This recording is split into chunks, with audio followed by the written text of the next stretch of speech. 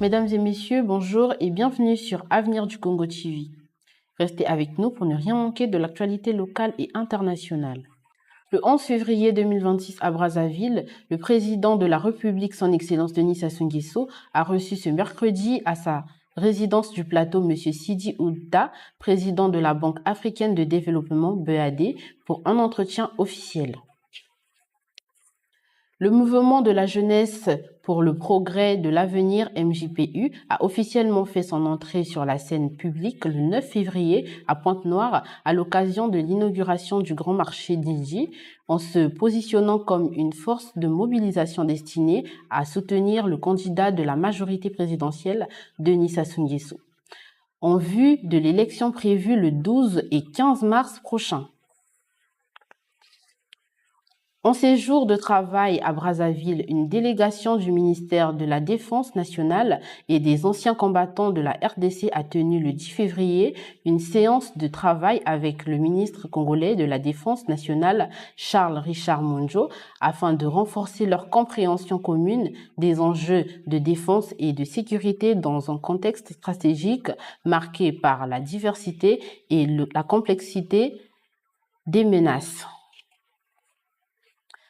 Le comité de pilotage du projet d'harmonisation et d'amélioration des statistiques en Afrique de l'Ouest et au centre d'Issoaka SOP2 s'est réuni le 10 février à Brazzaville et a validé le plan de travail ainsi que le budget annuel 2026 estimé à près de 11 milliards de francs CFA, cette première session constituant une étape importante pour la mise en œuvre des activités statistiques nationales.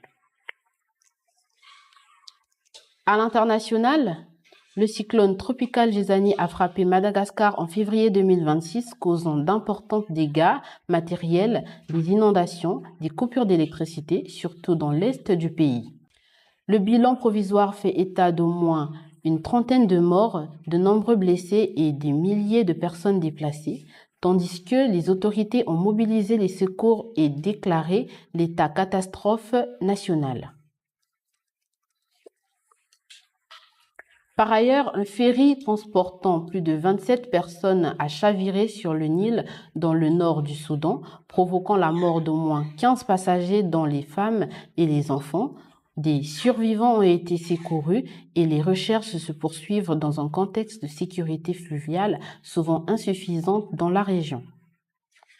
Madagascar fait désormais partie des 93 pays dans le monde touchés par le Mpox, une maladie contagieuse. Sur la grande île, le bilan s'alourdit rapidement. 245 cas ont été officiellement recensés depuis l'apparition